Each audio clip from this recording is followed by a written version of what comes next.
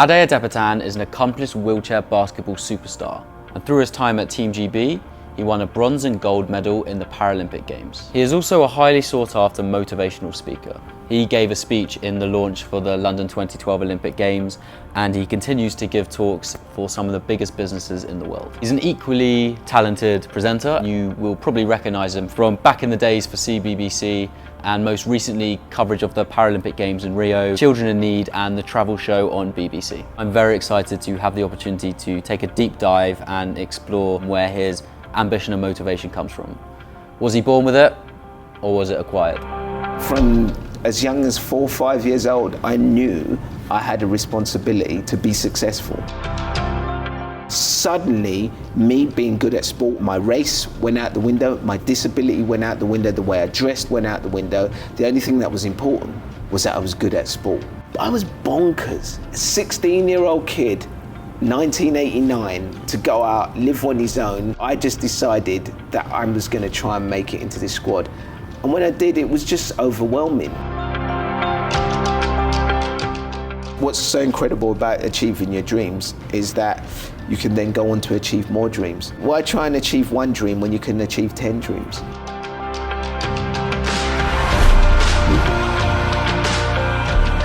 Hello, and welcome to another episode of P Squared.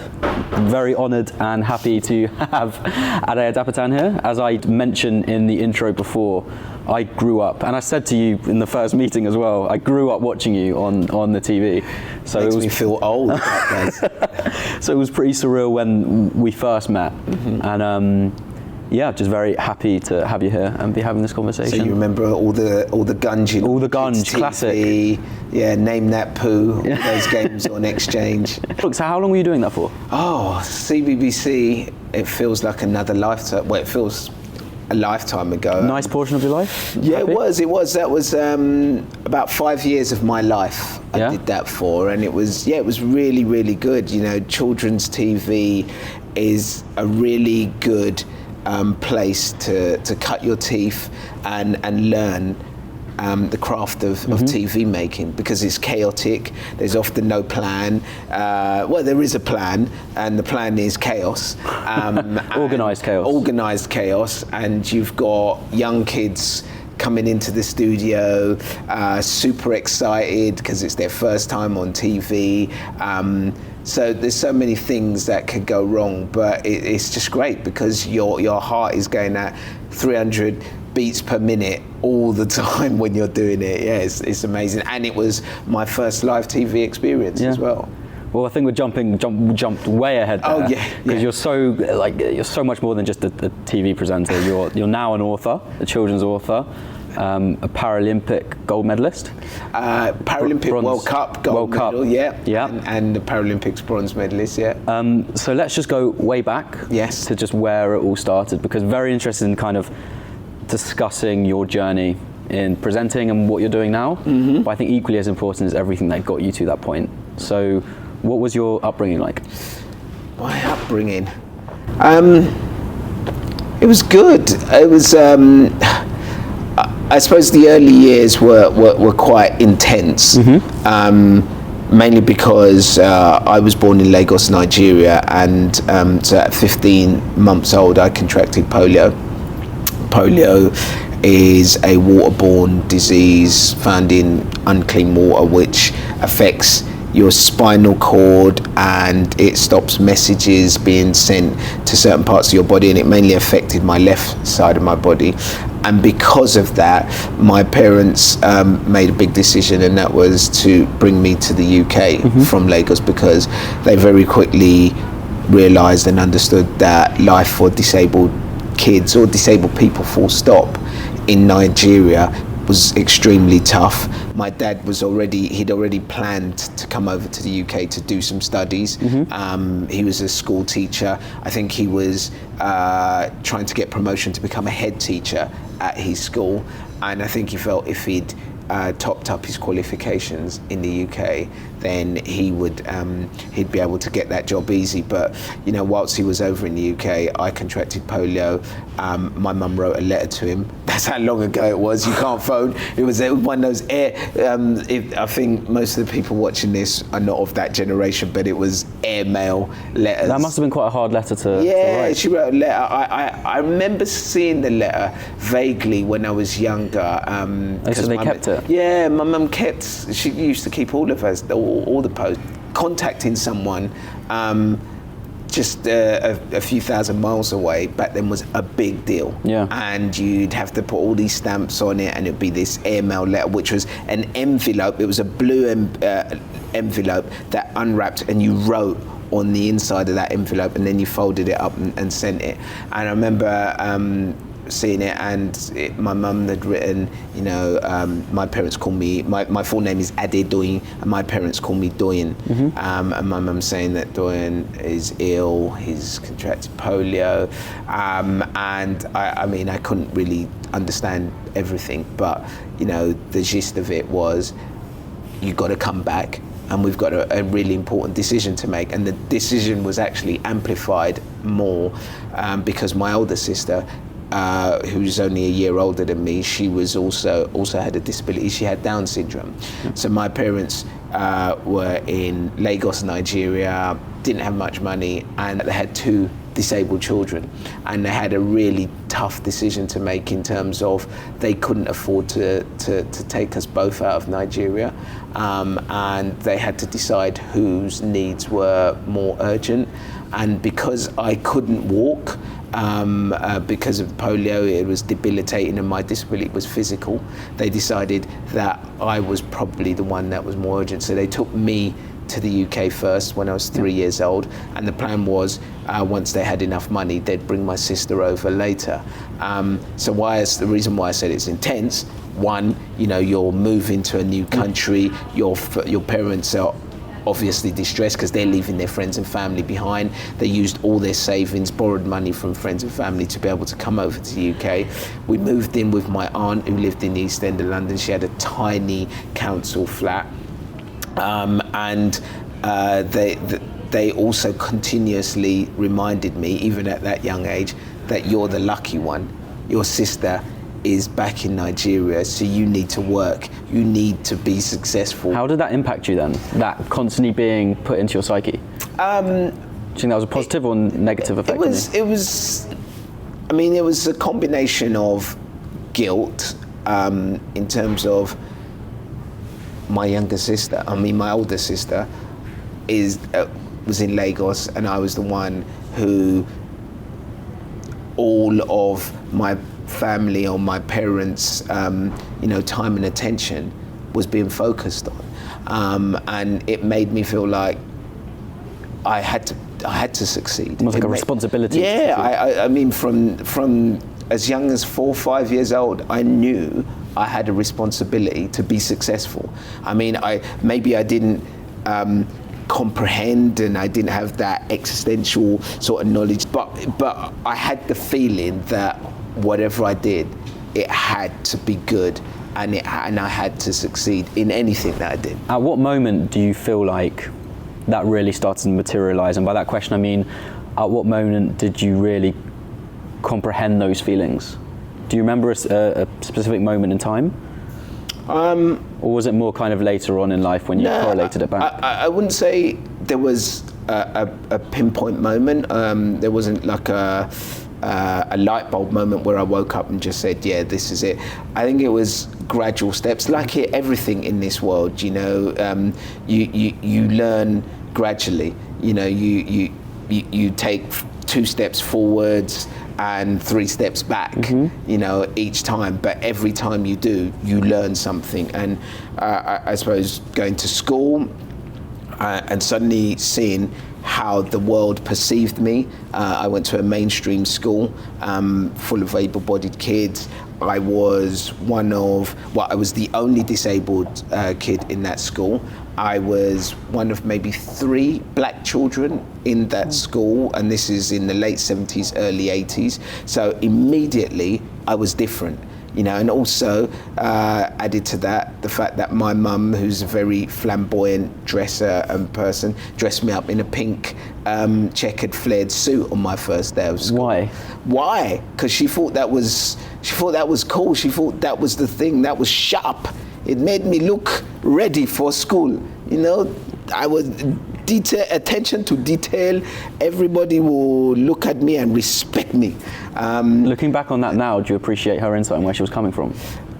It may be, yeah. I mean, I think I just look like a young pimp, actually. You know what I mean, in this pink checkered suit. But no, I think what was good about it is it kind of made me learn from a young age to not be afraid to be different. Yep. You know, I think initially going to school, I was sweating and I was so nervous, just thinking, I look really ridiculous. I look everybody else is just in jeans and t-shirt or whatever, and I've come to school with a bow tie, an afro with a side part in the size of Blackwall Tunnel, and a pink checkered suit. All I needed was a cane, you know, and I would just be like, I know, Pimp Daddy, Huggy Bear or something like that at like 7 or 8 years old. But I stood out, and I think maybe what my mum taught me, and I don't know, it was, I'm not sure whether it was on purpose, maybe it was. You know, I always say, actually, what the great thing about it is it took my mind off my physical disability and put my mind onto my fashion disability, you know, because I was just worried about the way I looked. But it kind of made me happy and comfortable with standing out. Now or back then? Now, yeah, back then. So how were you back then? Because obviously if you're one of 3 black kids in your school, yeah, you stand out anyway. Adding on the disability, that must have made you feel really singled out. So how did you deal with that? Yeah, I think you don't fully understand race as a 7 or 8 year old kid, and you don't fully understand disability as a 7 or 8 year old kid. So how did you, sorry to cut you off, how did you understand it then? What I understood is that kids called me certain names, and you know, they were, and I wouldn't say it was because they were bad kids. They probably learned it from their parents, and because I was different, you know, I got called the N-word, I got called black this a few times, and I got called cripple, and I got called peg leg, you know, and those were a shock to the system, you know, to be 7, 8 year old, and then suddenly people say that, and then suddenly you have other kids as well as adults saying things like that to you, and and they hurt, but they were also confusing. They're also like, why? I'm just the same as you guys. Yeah. But what it did do is it made me realize that people were going to judge me early on by the way I looked, but that people were going to make a decision about who they thought I was before I even had a chance to open my mouth and say to them, hey, this is me, I'm quite a cool guy, I'm quite funny, you know, give me a chance. But so immediately I knew from then on I had to take control of the situation. Maybe not, it was more intuitively this came to me. It wasn't something that I could, if you'd asked me back then, that I could articulate, but I knew if I came into a room, I had to make my presence felt. And how did you do that? By being a little bit louder, by, you know, being quite confident. Both my parents were teachers, so at a young age I was quite articulate, and I was, you know, definitely more confident than I think other kids of that age would have been. And I had that naivety that you have as a kid, where you go into stuff without this tainted mind, you know. You Any go preconceptions? Yeah, no preconceptions. You just go in there and you just think, yeah, I want to show everyone that I'm cool before they start judging me and start thinking that I'm not. Yeah. So if you could go back to your 8 or 10 year old self back then, what would he think of you now? What would they think of me now? Yeah. 8, 10 year old me. I love that question. Yeah. They'd be like, shit, you convinced mum and dad to let you get dreads Because my parents were like, there's no way you are growing dreads. That is for Rastafarians. You're not a Rastafarian. And all of that. And now I had to wait till I left home before I grew dreadlocks. So I think I'd be impressed that I had dreadlocks. I'd be impressed. The little things. Yeah. Well, you know what kids are like. Yeah. You look at those things.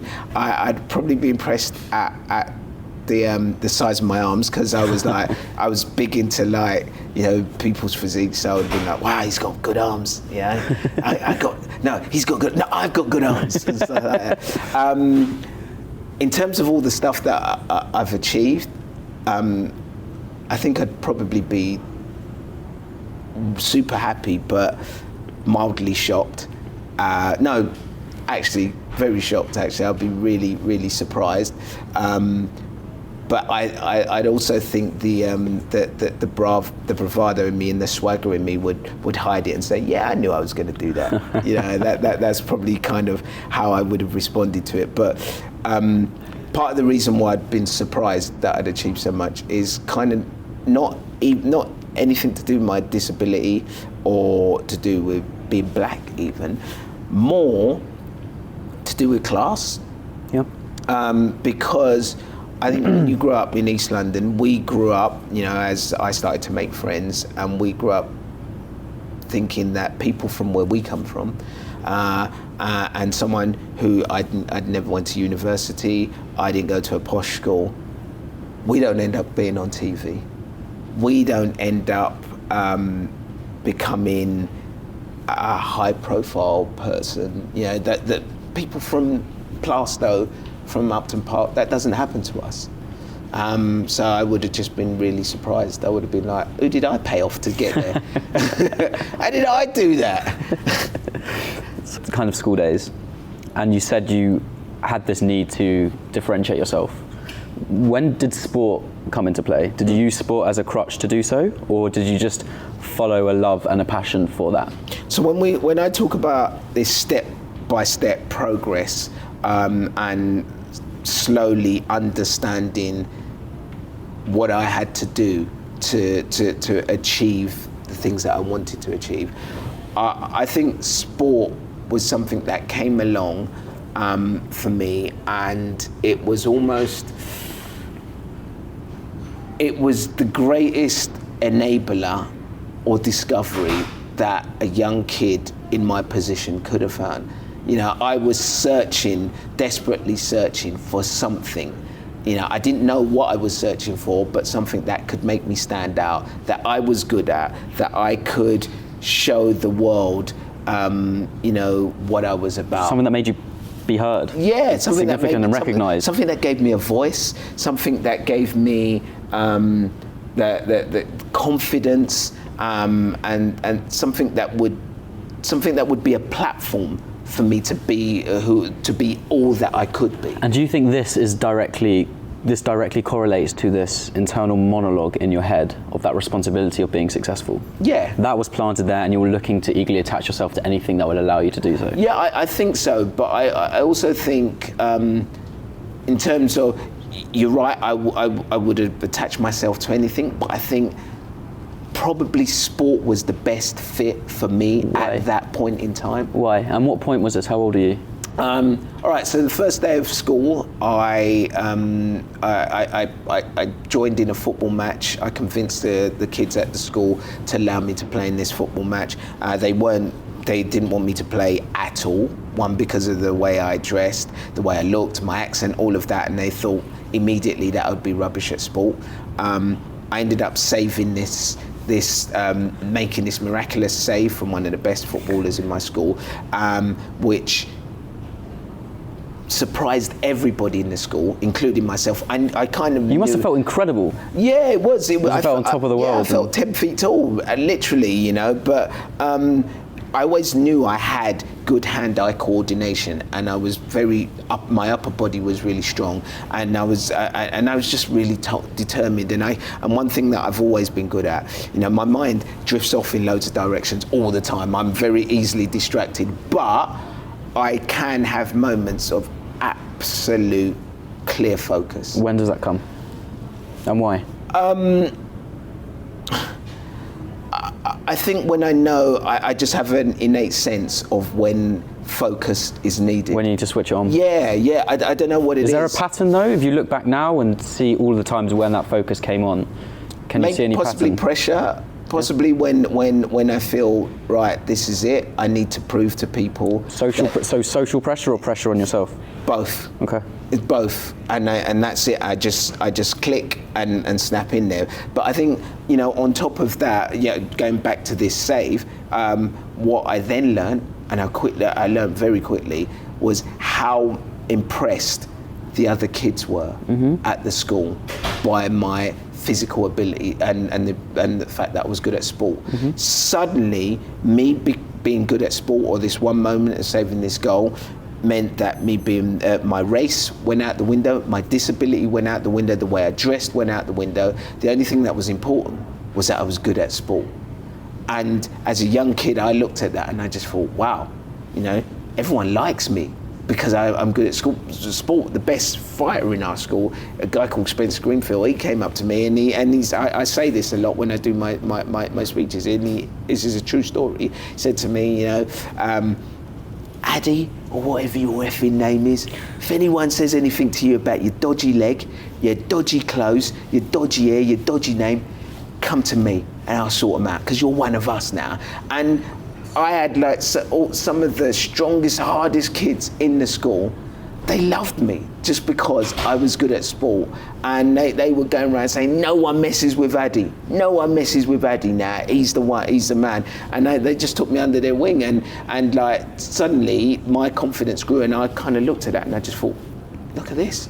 This is all from the fact that I could save a ball, or I had good hand-eye coordination. Yeah. This is nuts. It's kind of like you realise that's a way to get the peers who, correct me if I'm wrong, the peers who immediately kind of outcasted you, to get their respect and to be heard by them. And growing up in the situation that you grew up in, that must have been an incredible moment to feel accepted. Acceptance, isn't that what we all want? Isn't it though? You want acceptance, especially from your peers. You want people to respect you. You want people to understand you and to get you, and that all of that, I think, comes under the umbrella of acceptance.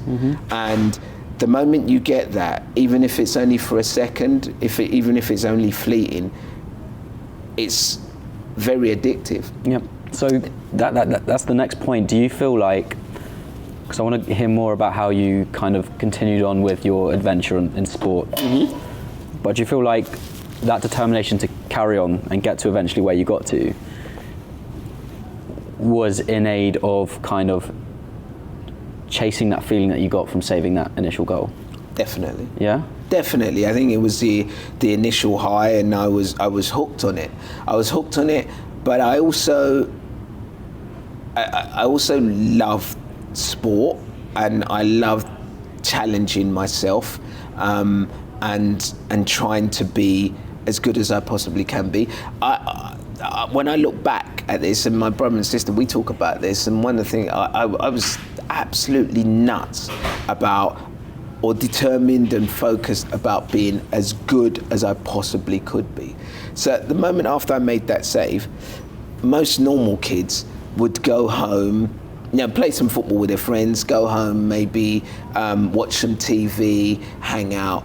What I did is I went and got my parents to buy me a tennis ball, or some tennis balls, and I would sit at home on the floor in the living room, and I'd throw a ball as hard as I could at the wall and try and catch it. I'd throw it, try and catch it with my right hand, try and catch it with my left hand, and try and throw it even further and further out. And I would do 2-3 hours just doing this above my head. How did you feel while doing that? Just amazing, and I just kept. Was it a discovery? That goal? Yeah. Was that a discovery that, shit, I love sport? Yeah. I'm good at sport. This is my moment, and then everything clicked from there. Yeah, I think so. I think it was almost like a missing piece in the jigsaw puzzle for me. And it's weird to say that at 8 years old, I was searching for that missing piece in my jigsaw puzzle.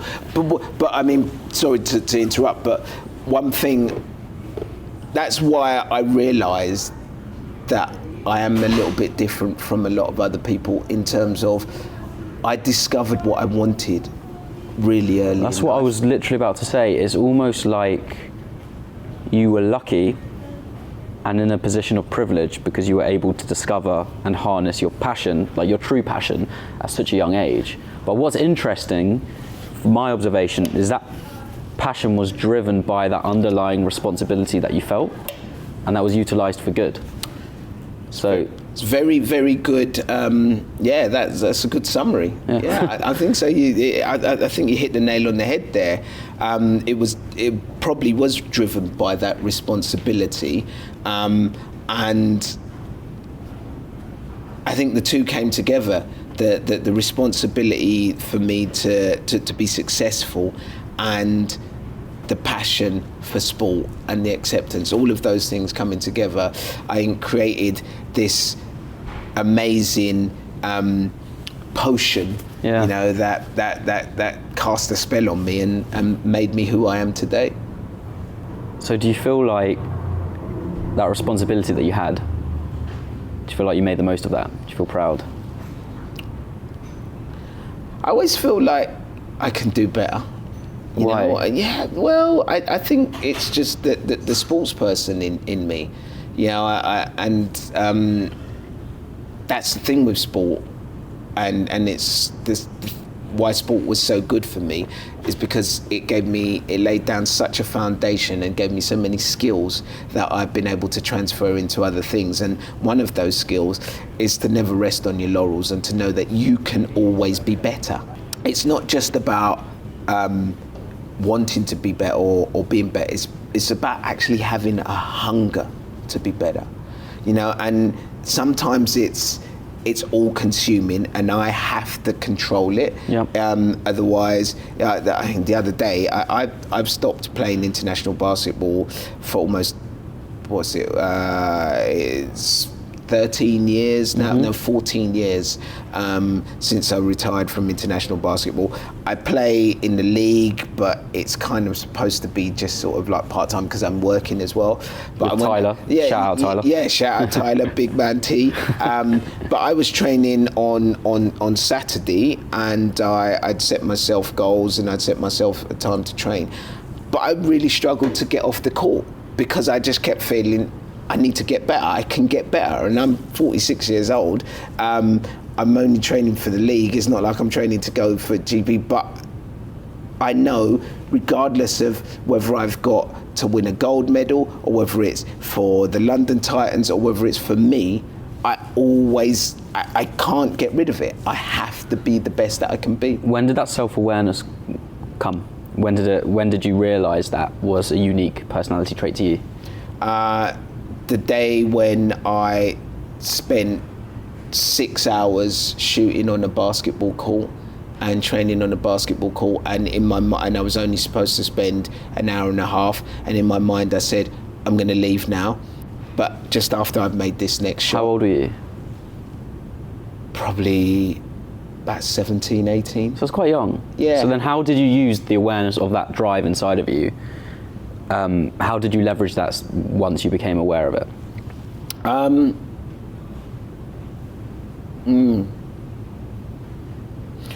How did I leverage it? I don't think I knew how to leverage it, and I think I still haven't probably harnessed it enough. I suppose I stumbled on the skill or the benefits of having that kind of passion when I started, when I had an opportunity to work in TV. You know, and people started giving me scripts, or people started saying to me, we want you to start doing pieces to camera and stuff like that. And initially I would be, okay, what is this? Once I learned it, then I started just delving deeper into it and thinking, how can I do this better? And I started thinking to myself, actually, I don't want to do a piece to camera or speak to camera and explain something in the words that the director's given me, because when I look down the camera, I want to be speaking to my friends. I want to be speaking to a young person like me. So I need to speak and I need to communicate to them in a way that they understand. Authentic. And that I understand. And I think that is me having that process from sport, understanding that I've got to be better. I can't just accept what other people say. I've got to be better. I've got to think for myself and try and improve on what other people give me. Okay. So tell me more about when you started your journey into wheelchair basketball. What was that moment? Do you remember that moment when you first discovered it, heard about it, played it? What was that like? So I was in a Tesco shopping trolley. Nice. Being raced down the streets by my mates, because when I used to try and get around on calipers, I used to stumble on a what, bit. sorry? Calipers. So I wore, up until I was about 12 years old, I wore these iron rods which went into hospital boots, and they're called calipers. If you've ever seen Forrest Gump. That's what I was thinking. Yeah. There's a scene in Forrest Gump when he's running. Run, Forrest, run. Yeah, run, Forrest, run. And he runs and those rods break off his legs. I wish that happened to me. I mean, I tried to do that, I fall flat on my face. How old were you when that film came out? I was an old person, older than you. Anyway, when Forrest Gump, I can't remember. But that's a good film for me. I love that. I love Forrest Gump. Yeah. I watch it once every year without fail, which is a great little feel good. Yeah, you got to watch Forrest Gump. It's a feel good movie, and you know that whole innocence and stuff. I used to wear those calipers, and I couldn't move that quickly, and my mates, we were always getting up to trouble, and we thought the best way to get around was in shopping trolleys. And I got spotted by some physiotherapists who were based in East London, and they'd set up a wheelchair basketball team or wheelchair basketball club. It was kind of very, what's the word? I would say very socialist name of the Association of Wheelchair Children. It was called, this was back in the 80s, but one of the umbrella club under this club was a basketball team called the Newham Rollers, and they'd set up this. It's a cool name. Yeah, but they'd set up the Association of Wheelchair Children because they wanted to create this club for people with disabilities where they would take you away and take you out of your comfort zone on holidays and take you and give you opportunities to play sport, to give you confidence, because they felt that sport gave you confidence and going away on holidays would give you independence. And these two physiotherapists, one was called Owen McGee and the other one was called Kay Owen, and they worked at a disabled school in East London in Canning Town called Elizabeth Fry, and they totally believed in independence for people with disabilities. And what they'd seen in working in the school environment, in the disabled school environment, is that a lot of kids with disabilities were wrapped up in cotton wool by their parents and wrapped up in cotton wool by the school. And the schools that they went to didn't give them the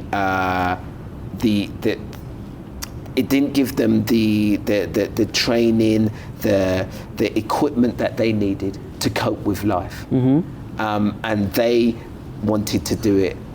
They wanted to create a club that would do this for children. Do you know why? What drove them to do that? They're just amazing people. Maybe sometimes you meet these people, and I didn't get a chance to. Kay passed away quite a few years ago from cancer. Owen's still alive, but because I've been so busy and I live on the other side of London, we haven't really spoken a lot. But I think they were people who are very, I'm trying to think of the word, subversive. They were very much against the system, right? And they always wanted to kick against the system. And the system was, if you were disabled, you went to a school for kids with disabilities, you learned this in a certain style, and then you probably wasn't good enough to get a job, so you became, they gave you basket weaving skills, something that you could not use in your life at all. And they were like, this is absolute bollocks. These kids need a proper life, and they need they need to be given proper skills that's going to help them for the future. And they spotted me, they were dropping off some other kids from an event, and they just so happened that Owen lived about 3 or 4 blocks away from me, spotted me as I was being raced through the streets in the shopping trolley. They'd read about me because I did a sponsored walk from my school, and I was in the local paper, the Newham Recorder. They wanted me to join their club. They didn't know how quite to approach me, and then they approached me as I was in the shopping trolley and asked me if I'd like to play wheelchair basketball. What was your immediate reaction? Get the fuck out of it. Excuse the language. I was like, really? Like, one, they looked odd. Like, listen, I was probably about 10, 11 at the time. 2 older people who looked pretty out of it. Owen had this massive beard, Kay had this flowery shirt. They were like new age hippies type people. They didn't look cool to me. And then on top of that, not only are they strangers, not only don't they look cool, they're asking me if I want to play wheelchair basketball, which back in the 80s, no one had heard of. And using a wheelchair was just seen as just a backward step for me. There was no way I was going to get in a wheelchair. I was like thinking, why are they trying to get me in a wheelchair? Are they trying to get me out of my able-bodied school and make me, had the teachers said to someone that I couldn't cope, and were they trying to get me into a disabled school? At this point in your peer group in school, was that a happy environment for you? Yeah, I was. You were in a good place. I was the man. Yeah. I was the man at the time. Were you still wearing pink suits? Yeah, I wasn't wearing pink suits, but I was trying to like wear what we things that were big then were like Farrah's trousers and Sergio Tacchini tracksuits. I'd borrow them off my mates because I couldn't afford them. And in East London you had to look cool, and it was just the beginning of when trainers were coming in. I was Reebok trainers were coming, so it was all about all of that, and hip hop was starting to get big. So everyone was wearing those roughly tracksuits, which if you came near a flame you'd probably explode or something like that. But yeah, that was what it was all about. And to then suddenly be asked to try out wheelchair basketball, I thought, this is just a massive insult. Yeah. Who are these people? What do they want? I was really scared, actually. How long did it take for you to come around? About 5-6 months. Okay. What took it to get you to fall in love with it? They literally dragged me kicking and screaming to a place called Stoke Mandeville. Did your parents agree with it? They said to my parents that that the sport that I was going to do would have a good form of medical rehabilitation for me. My parents were still like hooked on the idea that one day I might be cured and that I'd be able to walk again. Did they instill that belief in you? Yeah, they did. My parents said to me, and they were very religious, and they said, if you prayed and you believed in God, and I used to do my the Lord's Prayer every morning and stuff, and my mum used to rub all these ointments on my legs and stuff, and I thought, yeah, one day I'd be able to walk. How did that idea of hope serve you when you were growing up? Was it kind of a bit of a comfort, or? No, it was hard. Yeah. In all honesty, it was hard because, when you when your parents are saying if you believe in God, if you believe hard enough that you'll be able to walk, and this isn't their fault. This is just the belief set that they had. But the way it transferred to me is that I thought maybe I wasn't worthy in God's eyes. Mm-hmm. Maybe I'd done something wrong, and I was just like really angry. I was like, what have I done wrong? Why can't I walk? Why will I never be able to walk? Why am I different? So that was quite frustrating for me in a way, but I think I was able to deal with that and park that and move on. And actually getting back to how I got into wheelchair basketball and what was the turning point. One, I got dragged kicking and screaming to Stoke Mandeville, but also I'd met some of the other kids in this basketball club, disabled kids, and they were the coolest people I've ever met. Yeah? What was cool about them? They were all just outsiders who didn't give an F about the world or society or what anyone thought about them. You know, one of the guys in the team, a guy called Salim, was just this big, muscular guy in a wheelchair, pushed around the streets. If anyone looked at him, he'd barged them out the way. And I was just like, I just loved the swagger. These guys had so much, all these disabled kids that I met when I was 11, 12, they had way more swagger than any of my friends at school. Was it the first time that you were really exposed to positive role models that were close to home? Yeah. Yeah, that in terms of people who were like me, I looked at them and I just thought, wow, these guys are like me, but they're just so much cooler than me, so much more confident than me. They're getting to do so many more amazing things than me. And what wheelchair basketball and what sport did was it took me out of East London. I was in this very narrow place where there was a small friendship group, small peer group of people who we'd go to Green Street, we'd hang out on the Barking Road. You lived within a mile radius and you never went out of that. Mm-hmm. Suddenly I was convinced to start playing wheelchair basketball and go to Stoke Mandeville, and I ended up going to a place called Aylesbury and in Buckinghamshire to Stoke Mandeville, and I suddenly met middle class white people who had loads of stuff. You know, they had like the best basketballs, they had best trainers, they were in cool wheelchairs, they spoke differently. It was literally, I felt like I'd gone to another world when I went there. Drove nice cars. Did you feel out of depth or did you love it? Were you in your element?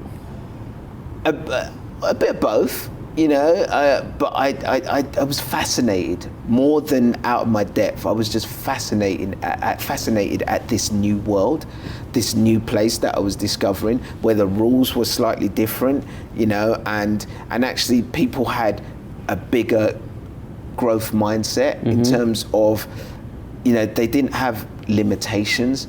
People were talking about things like the Paralympics. People were talking about winning medals, traveling the world.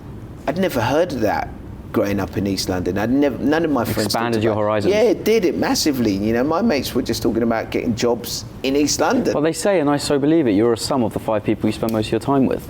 If you're in an environment like people who are very ambitious, naturally, because of the way that we work as human beings, we will strive to want the same things. Well, there you go. I mean, sport gave me that. It was that door. It opened that door into this world of people with ambition, you know, and people not just only with ambition, but with an ambitious mindset as well. So did you always have ambition? You just didn't know how far you could reach? Yeah, I always did. I was probably seen like by the other kids. I was on the edge, you know, the big kids, the guys who are probably the bullies tolerated me because I was funny and because I was good at sport.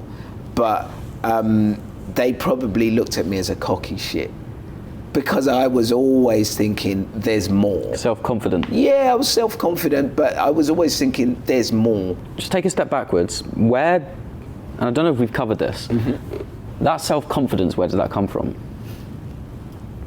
Because there is a thin line between arrogance and self-confidence. Yeah, there is. And you need self-confidence. Where did that come from? I think my confidence has always come from hard work, and I didn't believe that I was better than people, or I didn't believe that I was better than anyone just because I was born better than them. I just felt that I'd spent more time throwing a ball against the wall and catching it than any of my mates. So, you know, I should be good at saving the ball. You know, I worked on my fitness. I would run on my calipers to do fit. I'd do press ups at home. You know, I got my mates who lived on my block. We created this race where we'd run around the blocks and we'd time each other. I convinced my parents to buy me a BMX bike, and I got my mates to help me learn how to ride a bike. I strapped my left leg on the pedal. We got a load of newspapers. My dad loved reading loads of all the broadsheets, so we'd get all the newspapers and we'd stuff it under my shirt. hurt. So when I fell off the bike, I had padding. You know, I was padded by the Guardian and the Times, which is great. And I just got fit that way, and I felt fitness gave me independence. So if I was fit, if I was strong, I didn't have to rely on anybody. And so I had that confidence from that. The pride. Yeah. You were proud of what you were doing and the work you were putting in. Yeah. And that translated to confidence. And that was it. And it was confidence, and maybe other people might have seen it as arrogance, as being cocky, but it was just, I knew I could back it up. That's the difference. That is the difference. Yeah, I knew whatever I was saying to people that I could do, I was going to do, I could do it. But other people were just like, oh, he's just talking shit. And then I'd save a shot, or I'd be brave and take someone out, you know, or I would stand up for myself. And then people are like, oh yeah, well, yeah, he can back it up. Back in wheelchair basketball, when did things start to become real? And how was that? By real, I mean, when was that moment where you were like, yep, fuck it, I'm all in. This is what I'm dedicating my life to.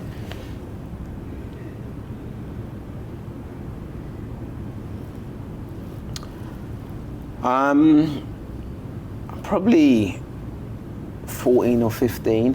What led to you making that decision, and what was the impact of that decision? I was just surrounded by, I suddenly had a different peer group. I met some guys who played for the Great Britain wheelchair basketball team, and I saw these guys, they were just incredible in terms of, they were the first disabled people who I'd seen who I didn't see their disability, and I just saw as elite athletes, because I looked at their physiques, biggest arms I'd ever seen, the way they moved on the court. It was just beautiful. It was just beautiful. I was just in awe of these guys, and I wanted to be like them. And they spoke to me, they saw me. You know, I think the disability group, or the disability world, especially in sport and especially back in the 80s, was very small. You know, and you see someone else who's coming up, young person, I think people felt like this is a family and we have to nurture them. And I think those guys saw me in that way. You know, it's like, shit, there's another young kid, you know, he's like 13, 14, and he loves the game. And also there's something about wheelchair basketball, maybe the disability sport, that just gets under your skin. It's a culture. It's not just about, and certainly then, maybe it's different now, but it's certainly then, because we were such a small and such a sport that not many people knew about, you carried yourself with us in a certain way, and you knew there weren't many others like you. You know, made you unique. Yeah, you were unique, and you knew you were going into this new cool world that had its own language. We talked about wheelchairs in a certain way. We talked about, you know, the types of moves on the basketball court in a certain way. We could be around people in the UK but seemed like we were from another planet because we were in our own culture, and it was really, it was amazing. It was amazing to meet those people, and also not just the guys who were in the GB team, the guys who were just below that GB team, I sort of hung around. There was a couple of them who were about 4 years older than me, and they were on the cusp of getting in the team. But they took me under the wing. They had cars. They were so they were like 16, 17, 18, and they were driving. And they'd pick me up and take me to training, and they were always talking about getting selected for the next Paralympics. They were always talking about trying to get into a foreign team or go to America and get a scholarship and play basketball there. And I just kept hearing that stuff and thinking, well, if they're doing that, that's what I want to do. Because you aspired to be like them. Yeah, I was just like, I want to be like Sinclair, I want to be like Blakey, I want to be like Roddy, you know? Those guys, they drive cool cars, they're in the sickest wheelchairs I've ever seen, you know, they got mad ability on the court, and they're traveling the world.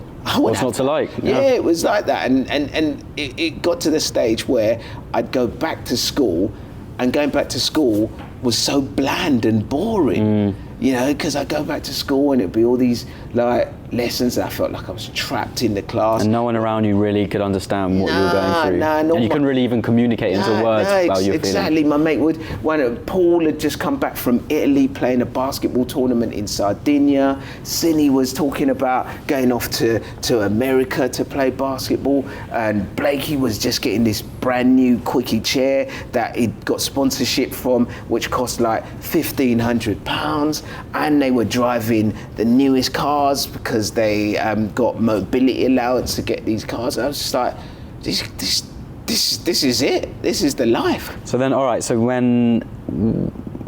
what happened in the events leading up to you getting in the GB team? How old were you? Okay, so I got into the GB. So it was progression. I got into GB junior squad when I was about 17, 18, and then I was probably in the squad, the GB squad, not in the team that would be selected for tournaments, around about when I was 20. And my life was kind of pretty intense then as well, because I'd left home when I was 16. How come? Because my dad didn't want me to play basketball. He didn't want me to play wheelchair basketball. He wanted me to go to university and study, which is what most... How long was that rift happening for? Yeah, it was happening for a long period of time. You know, when I was 15, I also did powerlifting. I didn't really want to do powerlifting, but the powerlifting association they just thought I had a lot of talent because I was very light, I didn't have much body weight, and I was really strong. And I was British junior champion and record holder when I was 15, and I got selected for the Great Britain team to go to the Miami Junior World Powerlifting Championships when I was 15. Told my dad, and he said I couldn't go. He said I couldn't go because I had my mock exams coming up, and he said I had to prepare for my GCSEs. How did you react to that? I was gutted. I was But how did you? Were you angry, upset? Did you? Yeah, how did you react? I was all of the above: angry, upset. But I think when I said earlier, I have this ability to have extreme focus, and it just came, and I just from that moment I just thought I need to devise a plan. If I'm going to do what I want to do, if I'm going to be successful, I need to find a way out of this. And I spoke to a few friends, and they said to me, you should write a letter, forge your dad's signature, say that he's kicked you out of the house, because you're disabled, the council are not going to let you go homeless. You'll get a house. I was like, yeah, it's a cool idea. So I wrote, kind of naivety and exuberance of youth, but... 15? You were 15? Yeah, 15, 16. So I wrote this letter with the help of my mates, forged my dad's signature, we sent it to the council, and it took about 8-9 months. And during this time, Owen and Kay, the two physios, they'd bought me for my 16th birthday, they bought me 10 driving lessons, because they were big on this independence for disability, and all their kids, they bought driving lessons when they were of the age, and when you're disabled, you're allowed to learn to drive at 16. So I took these driving lessons, passed my test, applied for a car, got a car about 2 months before the council offered me a flat, and then just left. How was that when you left? How did that conversation go? I didn't speak to my parents, I just left. One day I was home. What was the rationale behind that? Because I knew they wouldn't let me leave. And I knew they wouldn't let me try to or go to achieve what I wanted to achieve. So I was just like, you know what, I've got to get out. So I got the house, I'd got the car, and I was getting some benefits, not much at all, because I was really crap and not really into like signing on for money. So I was on literally the minimum amount of money, and I'd got given a grant, and I just moved out. And the council sent a social worker because they were like so worried about me. I'm a 16-year-old disabled kid on my own in a council flat, Like they would send this woman. The only thing that was the funny thing was she was actually quite fit, and I was like, my social worker is hot, you know. But she was more concerned with whether I was like okay. Yeah. But I was like, I was fine. I'd go over to West Ham Park. I'd been helped to raise money for my own sports wheelchair, and I'd train over West Ham's Park. I think I was very naive as well, because I was living I'd moved into an area that was pretty dodgy. You know, there were drug dealers at the top of my road. There was all sorts of crap going on, but I was so focused. I'd go to the basketball court, sweep off all the glass and all the nonsense, and just shoot, and then go to training. I didn't have much money. I'd put £2 of petrol in my Renault Clio. I'd put it in neutral going down hills to save on petrol, get to training, train. I phoned up Wanstead Sports Centre, got to know the people that worked there, and got to get them to call me whenever the sports hall was free and no one was there, and then I'd go in and I'd train, and I just kept training. And that was, so from about 15, from the moment I was told I couldn't go to the Miami World Championships, that was it. I had a plan and I put it in action. But it did take, I didn't get into the squad, I didn't get into the team. I wasn't selected for the national team until I was 26. Oh wow, Yeah. That's a long time. A long time. 11 years of going all in. Yeah, it was. How did you not give up? What kept you going? Really good question. So many things. I mean, I wanted to give up many occasions, and there's plenty of times when I thought, am I doing the right thing? And and there was plenty of times when I was really lonely. Not lonely in terms of not having friends, but lonely in terms of I was on a journey that no one, there was... It's your ambition? Yeah, it was my ambition, but it was a journey where I don't think anyone else had done it, or I didn't know anyone else who was going through the same thing as I was going through. You know, I had people who supported me. You know, Owen and Kay were brilliant. They helped me out when I was short of money. I'd go to different friends' houses to eat when I didn't have money to be able to eat. I got ill quite a lot because I was broke so much. My parents were sick and worried about me, but I used to hide so they wouldn't know where. It took them a while to find out where I lived. But it was quite lonely because I just knew that this journey was something that I was taking on board on my own, and there was no blueprint. There was no one else. All my other friends. Was that scary to you, or was it motivating? Or was it motivating? It was really scary, but I think I got to a stage where I had no choice now. I was at the I was on this rickety bridge which had broken planks and slats all the way through, but I was in the middle of it. And it was just as dangerous to go back as it was to go forward. So would you say it was fear that kept you going? Or more than that? More than that. It was a combination of fear, a combination of determination, and every time I had a setback, every time I felt like things weren't going right, I would play basketball, and the love and the enjoyment of playing it, and my friends. You know, when I was on the basketball court, everything was okay. Everything was okay. Why?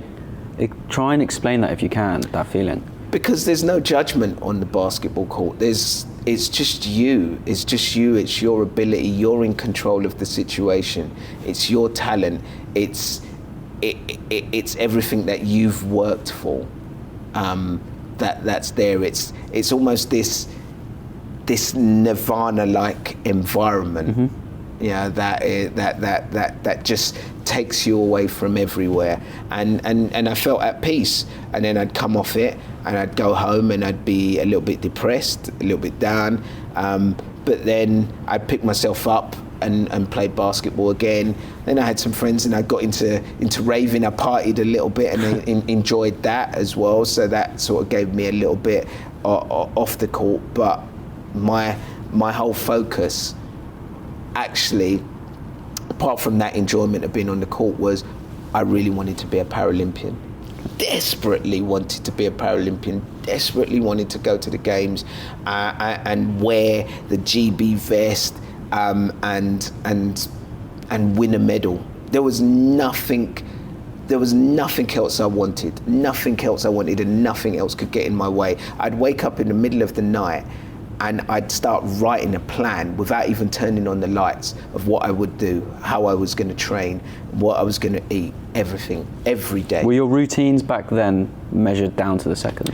Not down to the second, because I didn't have the knowledge, but I was trying to learn on my own. Mm-hmm. You know, I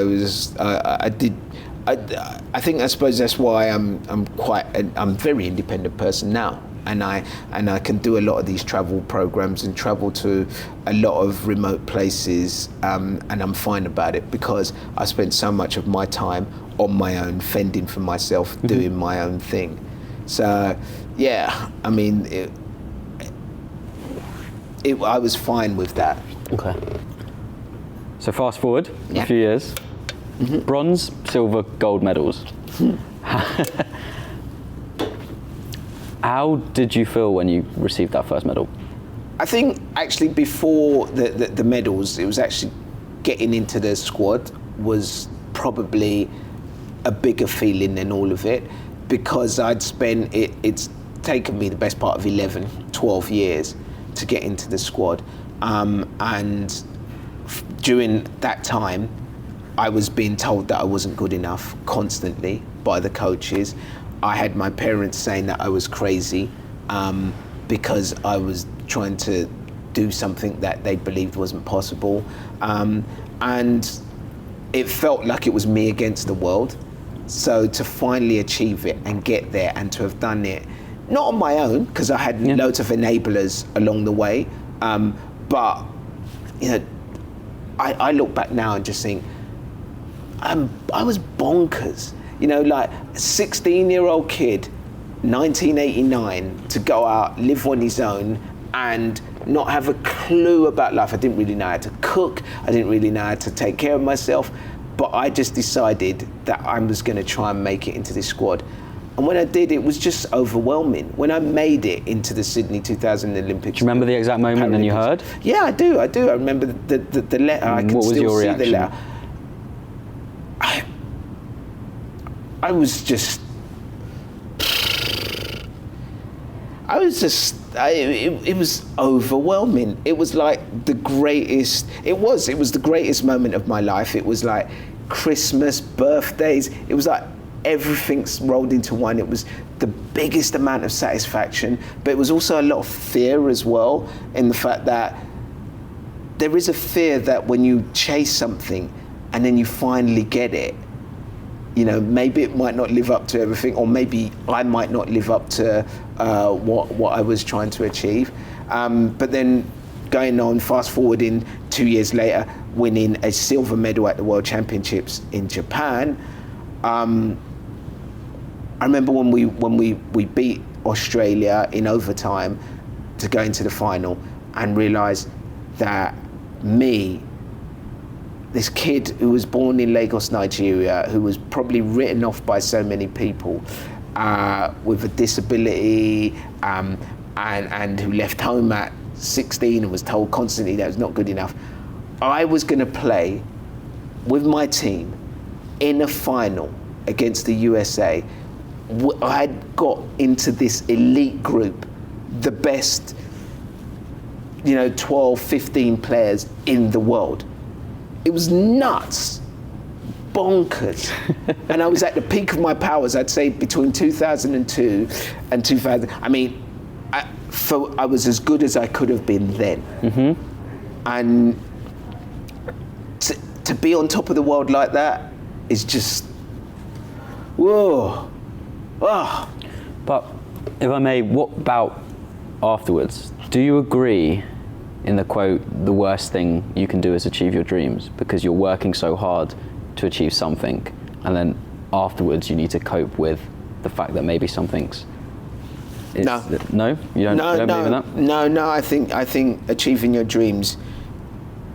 What's so incredible about achieving your dreams is that you can then go on to achieve more dreams. Why try and achieve one dream when you can achieve 10 dreams? What's the point in that? And I think that's what it's all about. It's about continuing to keep pushing your boundaries. If I'd just focused on one dream, I would have stopped at that save when I was 8 years old. You know, I kept going, and I would never have gone on to become a TV presenter, travel the world, host the Paralympics, help the UK win the Paralympics, write books, and who knows what else I will go on to achieve. I think you've just got to keep going. At what point did you receive your MBE? 2005, November 2005. I think it was November 25th. Do you know why? One of the reasons why I remember it's quite sad because I think it was the day George Best passed away. I think I remember seeing it in the news and just thinking, it was just such a surreal day. That was the day when I went in and officially received it. Finding out that I got the MBE, my sister called me. I was preparing for the Paralympic World Cup. It was the day before we won gold at the Paralympic World Cup. Did you know it was coming? No, not a clue. MBE, I had to like Google wasn't that strong back then, but if it was, I would have Googled what an MBE was. When you found out, what was your reaction? The kid dressed up in flamboyant suits, eager to get people's attention and to command respect. Or a fucking MBE, that's crazy. I was just, this is surreal. I was like, this doesn't happen to people like me. My sister was just screaming when she opened the letter, and it said, because initially when she said, there's a letter that's come, because it went to my parents' house, and she said it's got a sign from, it's sealed by the Prime Minister.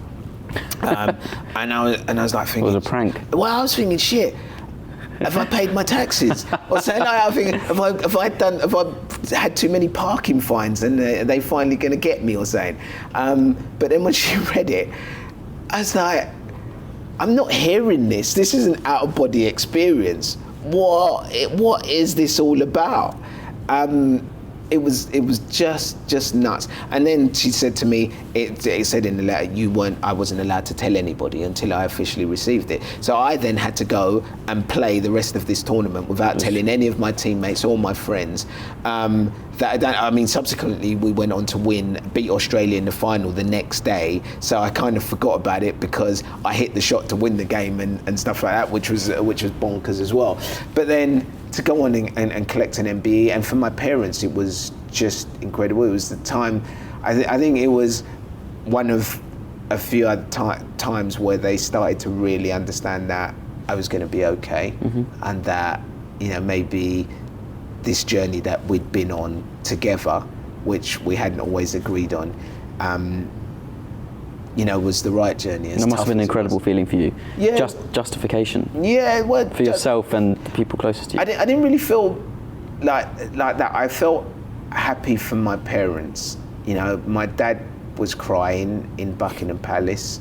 My mum was just, she was just wrought with emotion because she said it to me. She said that my parents grew up in a village in a place called Ogun State, which is about an hour outside of Lagos, and my mum said she remembered when the Queen came to the UK, to Lagos, and she wanted to go and see to Lagos, and her parents said, we can't afford to go to Lagos. She said never in her wildest dreams did she feel she was going to go to Buckingham Palace, to the Queen's house. It was Prince Charles who gave us the award that day because she was away, but it was still Buckingham Palace for my parents, you know, from a village that had a few hundred people to that place. So yeah, I just felt really happy for them.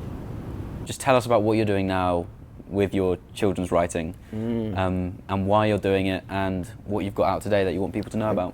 Well, I was approached, actually, a couple of years ago, I decided to write an autobiography, but I needed a publisher. So my agent said to me, write a chapter and we'll send a test chapter out to a few people. We sent it out to a few publishers, and one came back, mainly Bonnier, and they said, we love what you've written, but we think it would have even more resonance if you turned it into a kid's book. And I was initially sort of thinking, is that some of my life, a children's book? And they just said, look, right now in the children's book world, there are very few diverse books. There are not many books with written by black authors or authors from a BAME background, or books with lead protagonists that are disabled, or books with lead protagonists that are black. And they said you could play a really important part in that, and also that young boys don't read that much. So they packed me off with with all this information, and I just suddenly thought, wow, that's pretty heavy. I went and wrote a few chapters. They loved it, and then they gave me a 3-book deal. And last year, I wrote my first children's book, and it's called Cyborg Cat and the Rise of the Parsons Road Gang. It is my baby. It's loosely based on the events of my life, but I mean, one of the really important things I think about this book is I'm trying to say to everybody that each and every one of us has a superhero inside of us. The cyborg cat is my alter ego. It's the superhero that I find in myself. If we search deep enough, if we work hard enough, and we believe in ourselves, we will find that superhero. We all have it, and it's not just me saying it. And that's kind of what Cyborg Cat and the Rise of the Parsons Road Gang is about. And also, I was told by a very, very clever journalist that there are window books and there are mirror books. Window books are books that you get to see into another person's world, and mirror books are books which reflect your own world. And I wanted to create a book where every child sees themselves in. And so this Cyborg Cat, Rise of the Parsons Road Gang is out now, and on October the 3rd, part 2 of this series, Cyborg Cat and the Night Spider, where Cyborg Cat takes on a new nemesis, the No Night spoilers. Spider. Yes. Comes out on October the 3rd, and all of the first year's profits for that second book go to BBC Children in Need. Amazing. Yeah. What would your advice be to anyone who has a dream or any goals which society or their family don't think is achievable, but they've got the pure passion and drive to get it done? What would your advice be? I mean, it's a no-brainer. I would always say go for it.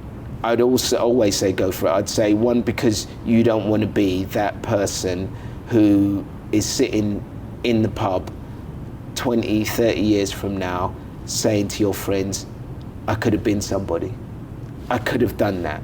You want to live your life with no regrets. To me, I think that would be the most painful thing if I looked back and said, I was too scared to go for my dreams. And I just settled for what the world wanted me to have. Don't settle. Never settle. Cool. So we're going to end the podcast with 3 power questions that we end every single one in. Power questions. Ready? From the gut, from the heart, say whatever comes to mind first, and we won't dwell on it. Answer, move on. Okay. If you could give your 20-year-old self one piece of advice, what would it be? Whatever it is you want to do, go for it, but go even bigger. Double it. There's absolutely no limit. It can't be just, I want this. You've got to want more. What do you want your hypothetical great-grandchildren to remember you for? As somebody who, in their own little way, made a difference. Okay. And lastly, finish the sentence, the world needs more empathy. On that note, Ade, thank you so much. I really, really enjoyed that. I could have gone on. I feel like I touched 20% of everything I wanted to cover. I really, really enjoyed that. Legend. Thank you. Thank you so much. Cheers, Toby. Thank you. Thank you so much for watching and being part of the P Squared community. If you haven't already, be sure to subscribe for more of the same content. Through the journeys, insights, ideas and stories of our guests, we hope to propel you forward to execute on your goals and help you achieve a bright shift in this world. Till next time.